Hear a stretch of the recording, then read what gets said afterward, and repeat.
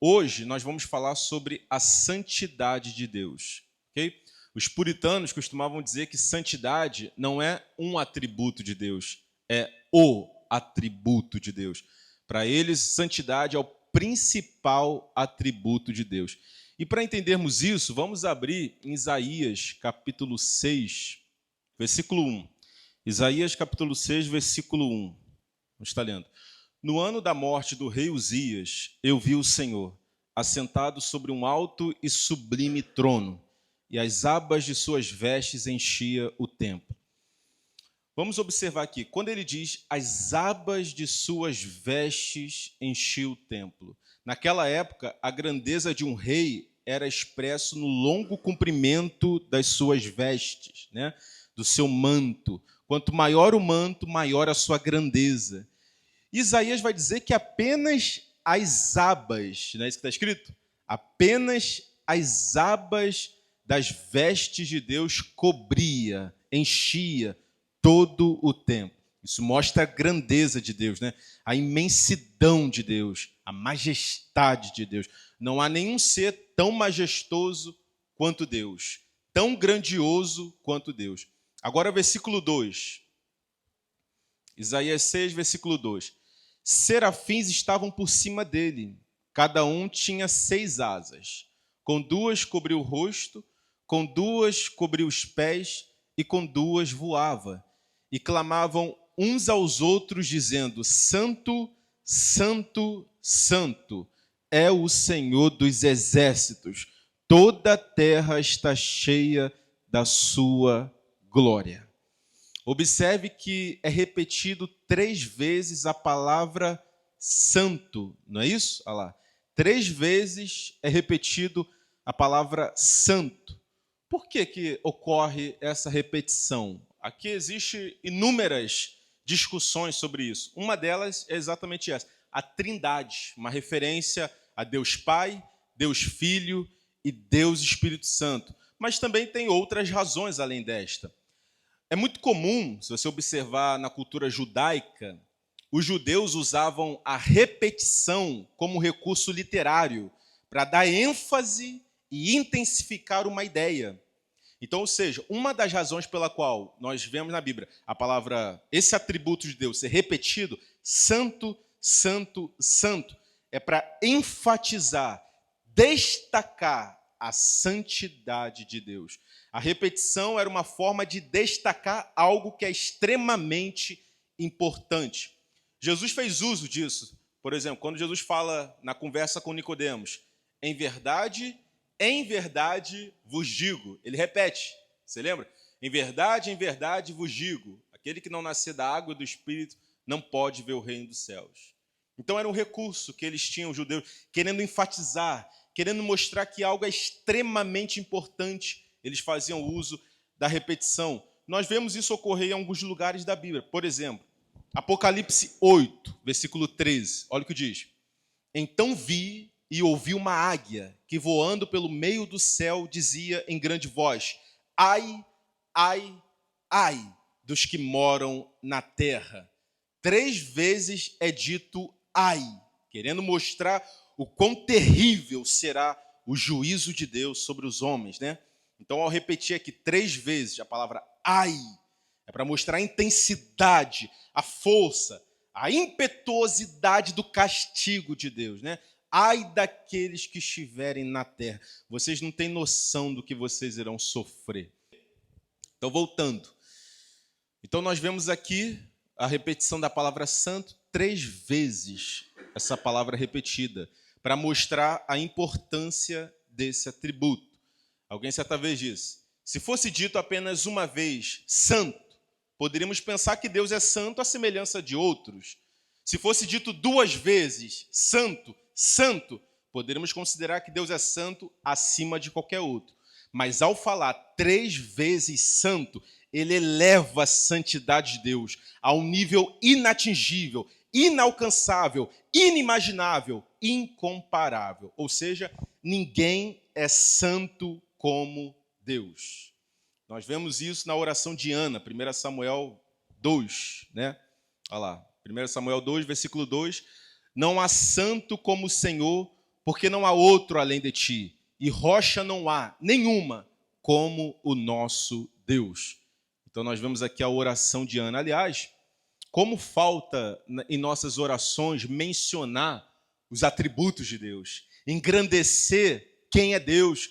Às vezes nossas orações consistem apenas em petição. Já viu? Só pedir, pedir, pedir, pedir, pedir. Em nenhum momento a gente para exaltar Deus, contemplar a beleza da santidade de Deus, estremecer diante da grandeza, da majestade, da glória de Deus. E aqui nós vemos nas orações bíblicas, você sempre encontra exaltação a Deus, mencionar os atributos de Deus, né? Olha lá, olha a oração dela. Não há santo como o Senhor, porque não há outro além de ti, e rocha não há nenhuma como o nosso Deus. A oração de Ana. Então vamos lá. Então nós vimos, né, ao repetir 3 vezes a palavra santo, isso mostra a importância desse atributo. E isso também revela que santidade é o maior atributo de Deus. Se você observar, você não encontra na Bíblia Deus é amor, amor, amor. Deus é bom, bom, bom. Deus é justo, justo, justo. Mas você encontra Deus é santo, santo, santo. 3 vezes santo, triplamente santo. O único atributo de Deus que é elevado ao 3º grau de repetição é a santidade de Deus. Você não encontra mais nenhum outro atributo sendo repetido dessa maneira, para mostrar a sua importância. Por isso que os puritanos falavam, não é um atributo de Deus, é o atributo de Deus. E agora, por que a santidade é elevada acima dos outros atributos? Vamos entender isso. A santidade de Deus define tudo o que Ele é. Ele ama com santidade, governa com santidade e exerce juízo com santidade. Tudo que Deus é e tudo que Deus faz é santo. Olha só isso. Por que santidade é esse atributo tão importante?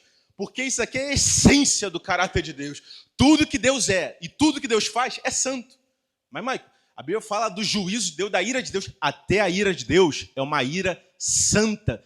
Tudo que Deus é e tudo que Deus faz é santo. A santidade permeia todo o ser de Deus. Imagina isso. Santidade é um atributo que adorna todos os demais atributos.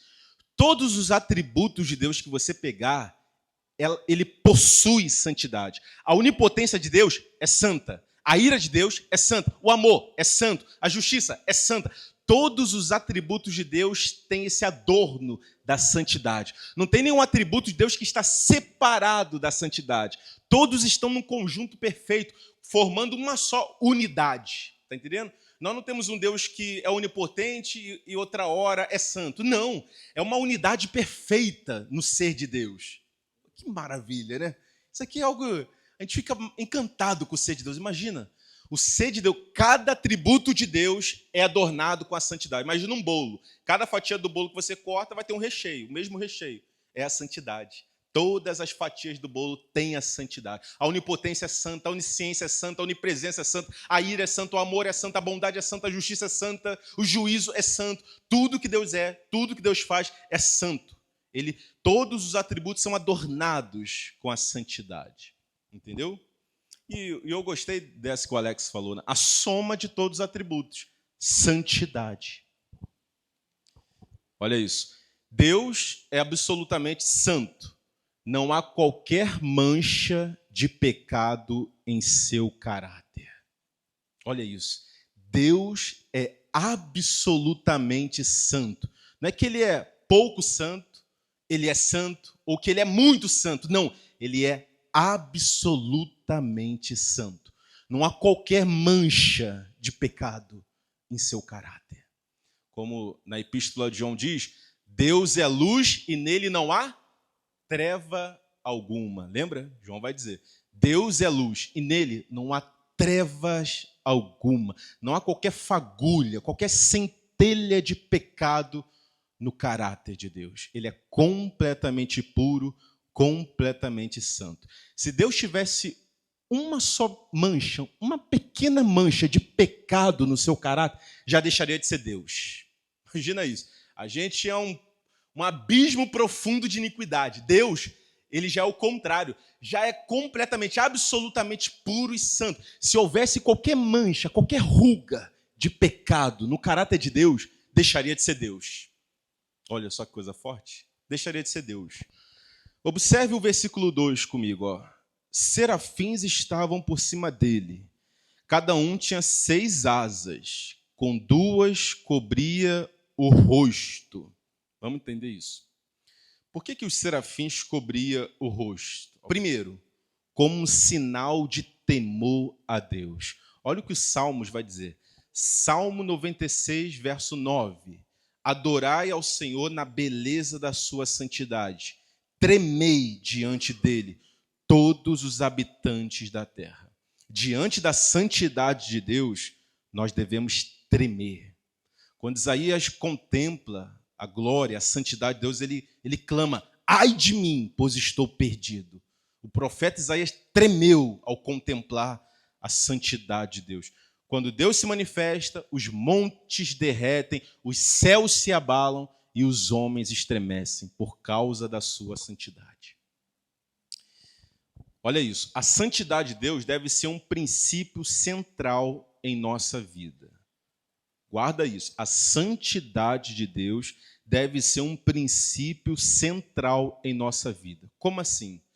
Tudo que nós formos fazer, devemos levar em conta a santidade de Deus. Por exemplo, como você honra a santidade de Deus com seus olhos?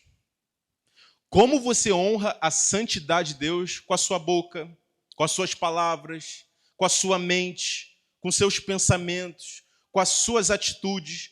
Nós devemos reconhecer e considerar a santidade de Deus em tudo que fazemos. Imagina, quando você for fazer alguma coisa, lembre, meu Deus, eu sirvo um Deus santo. Não posso fazer de qualquer maneira. É um Deus santo que eu estou servindo. Como você honra a santidade de Deus com a sua vida? Ou você está desonrando a santidade de Deus? Olha lá, serafins estavam por cima dele, cada um tinha 6 asas, com 2 cobriu o rosto, sinal de temor a Deus. E o segundo motivo, o Alex colocou muito bem. Os serafins são as criaturas que estão mais próximas de Deus. Elas foram criadas para estar ante ao trono de Deus, exaltando dia e noite a santidade de Deus.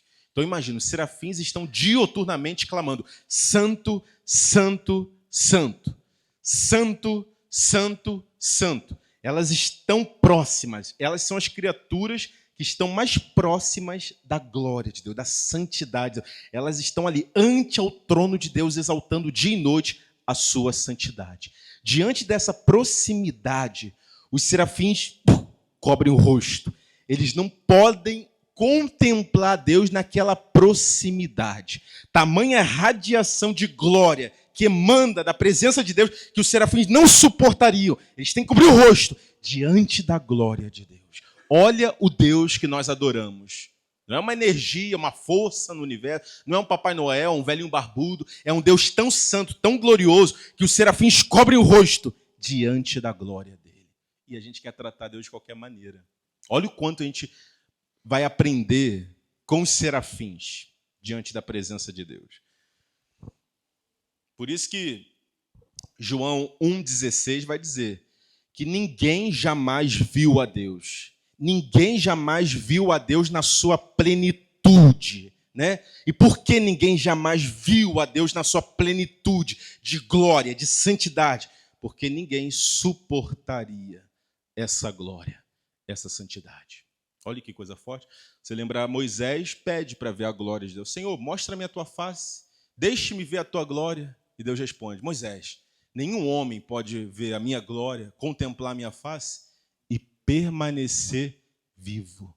O homem não suportaria tamanha glória, tamanha radiação de glória que emana da presença de Deus.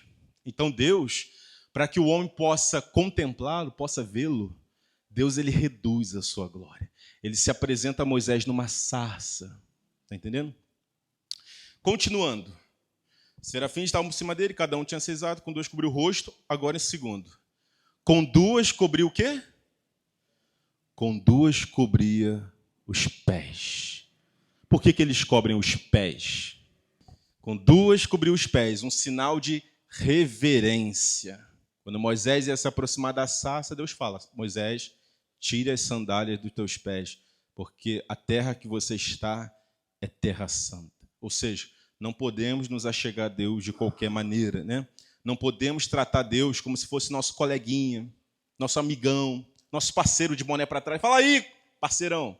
Tá entendendo? Não podemos tratar Deus como se fosse mais um, qualquer pessoa, qualquer ser. Tá entendendo? Tratar Deus como o cara lá de cima. Olha como a santidade de Deus impacta a nossa vida, né? A maneira como nós nos comportamos diante de Deus. E detalhe, se comportar diante de Deus não é só estar dentro da igreja, porque a gente está diante de Deus constantemente. Agora a gente está diante de Deus, quando a gente sai daqui está diante de Deus. A presença de Deus, essa onipresença, nos acompanha diariamente. Entende?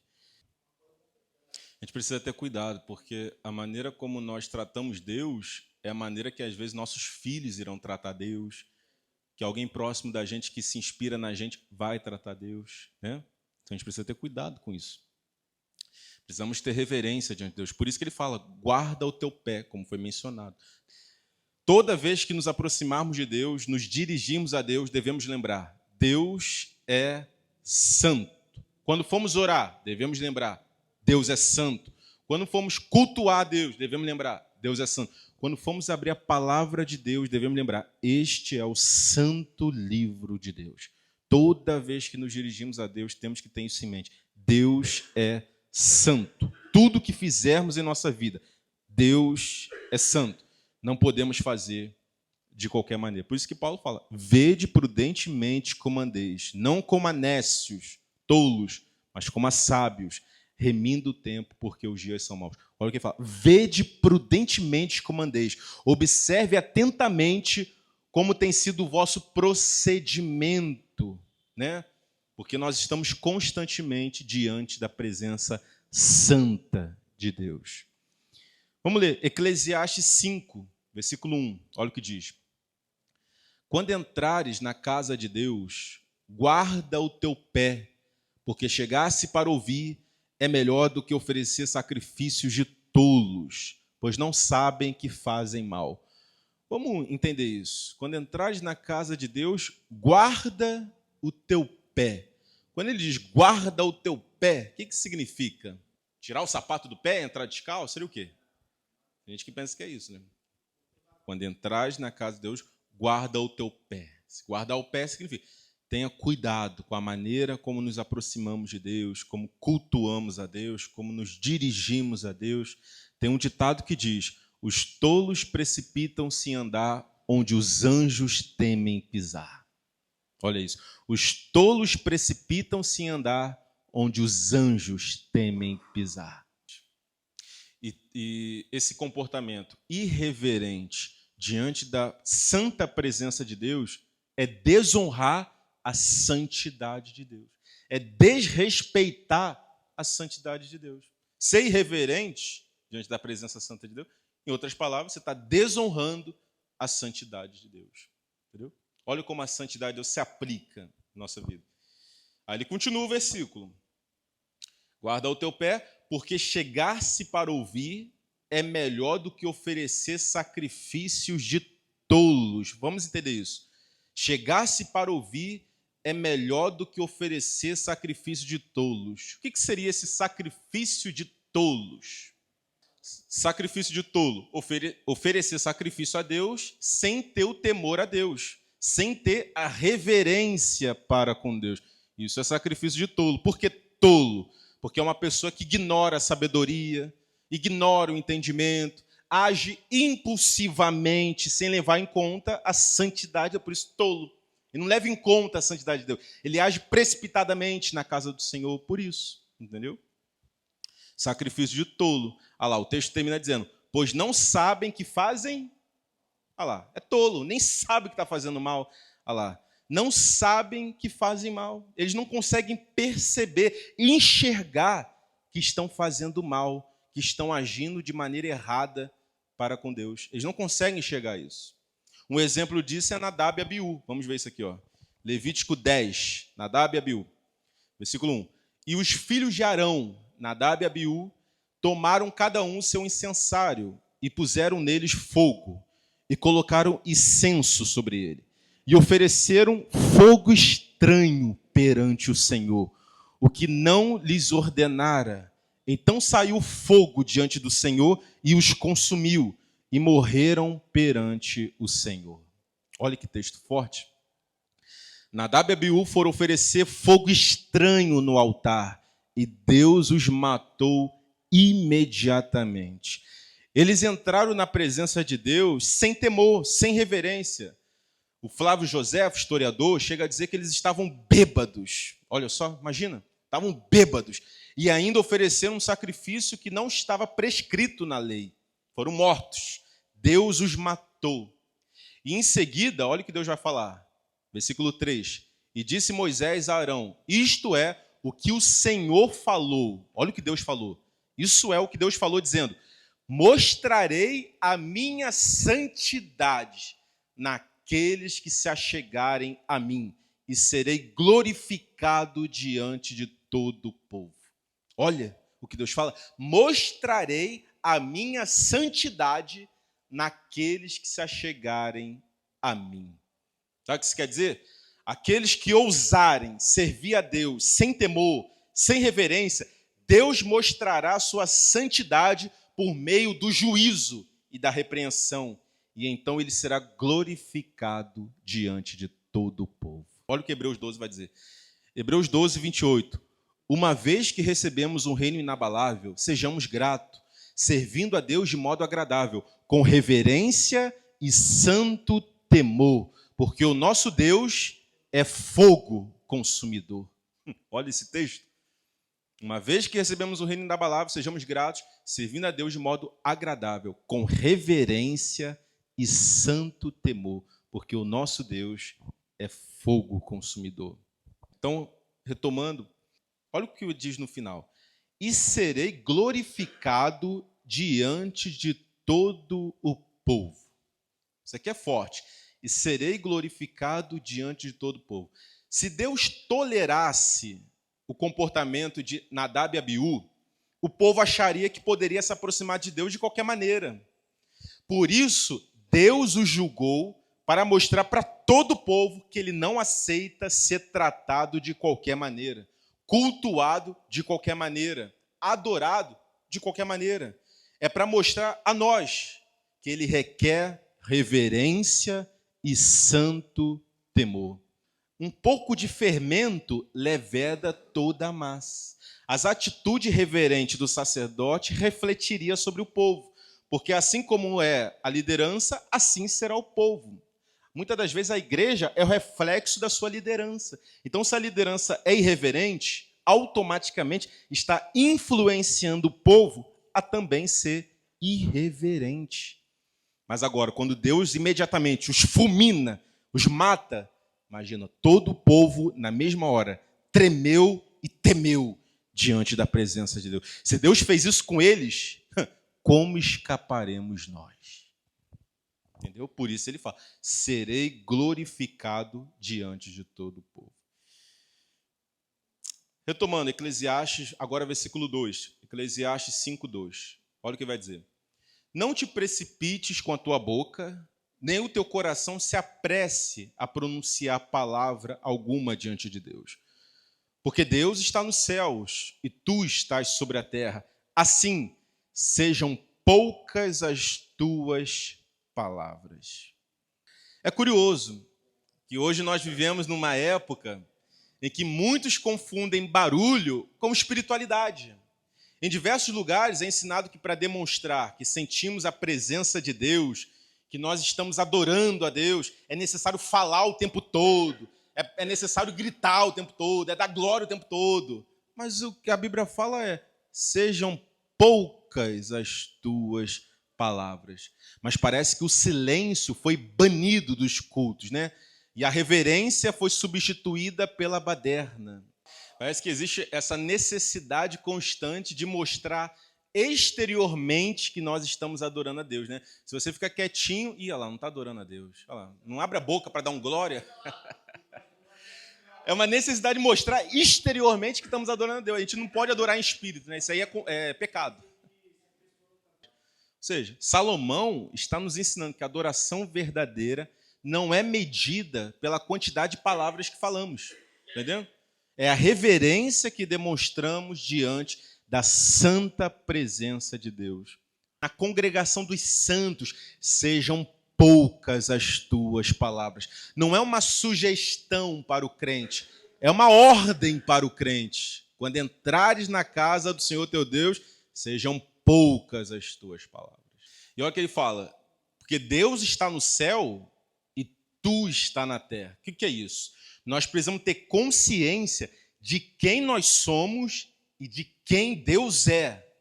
Olha só o que ele está falando. Deus está no céu e tu está na terra. Portanto, sejam poucas as tuas palavras. Tenha consciência de quem você é e tenha consciência de quem é o Deus que você está adorando. Por isso você não pode tratá-lo de qualquer maneira. Como se Deus fosse o nosso igual, que nós podemos falar de qualquer maneira, dar tapinha nas costas, puxar pelo cabelo. Tu está na terra, Deus está no céu, sejam poucas as tuas palavras. Mateus 6, versículo 7. E orando, não useis de vãs repetições, como os gentios, que pensam que por muito falarem, serão ouvidos. Eu creio que muita gente tem essa ideia. É pelo muito falar que eles vão ser ouvidos, respondidos. Né? Olha só, orando, não useis de vãs repetições. Cuidado. Oração é comunhão e não performance. Muita gente acha que oração é performance. Aí começa a fazer aquelas orações toda enfeitada, toda bonita. Porque está orando alto para que as outras pessoas possam ouvir e falar, rapaz, hein, que oração forte. Deus não fica impressionado com a quantidade de palavras que nós pronunciamos. John Bunyan vai dizer, é melhor um coração sem palavras do que palavras sem coração. Acabou. Olha aí.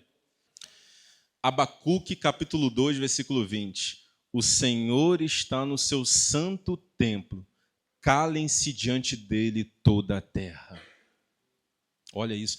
O Senhor está no seu santo templo. Calem-se diante dele toda a terra. O silêncio, muitas vezes, é a resposta mais apropriada diante da majestade de Deus.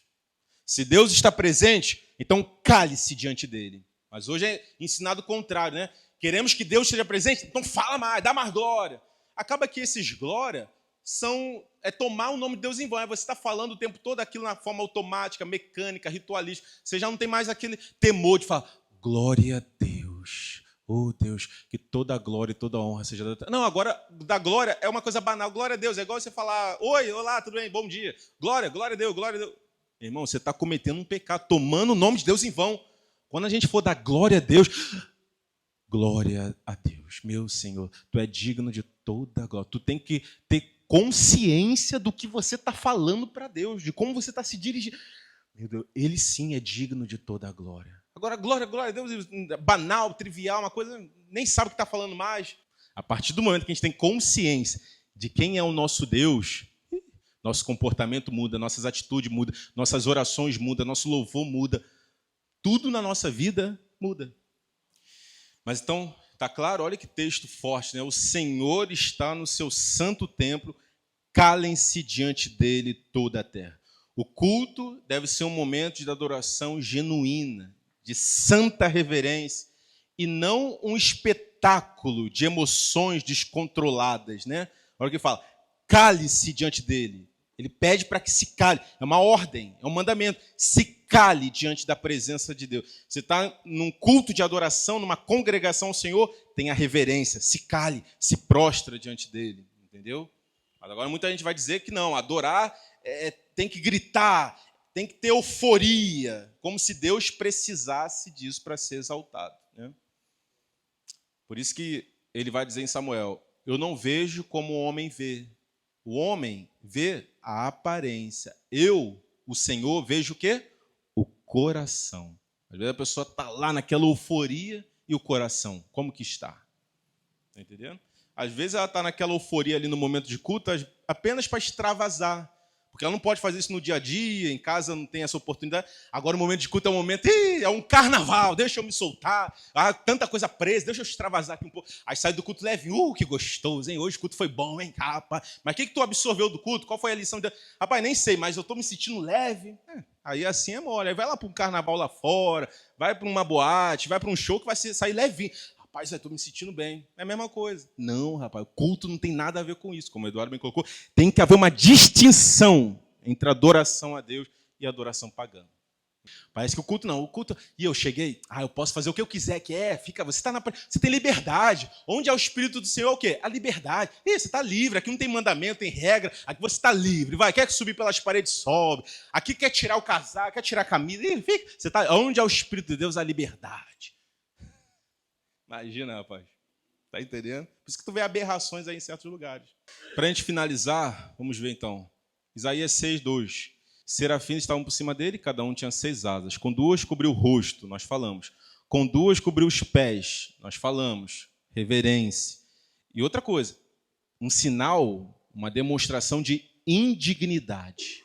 Quando os serafins cobrem os pés, eles estão demonstrando a sua inferioridade a Deus, a sua indignidade diante de Deus, a sua vergonha diante da santidade de Deus. É como se cobrir os pés expressasse: não somos dignos de estar diante da presença de Deus. Agora tu vê, as criaturas mais perfeitas que Deus criou, que estão ante ao trono de Deus, exaltando dia e noite a glória, a santidade de Deus, reconhecem a sua indignidade. Imagina nós, pecadores. Eu lembro muitas das vezes quando eu chegava no culto, eu chegava de cabeça baixa, eu ficava ali, eu sentava e ficava: meu Deus, eu estou no culto ao Senhor, meu Deus, nesse momento agora eu poderia estar em tanto lugar, tanto pecado, tanta coisa errada.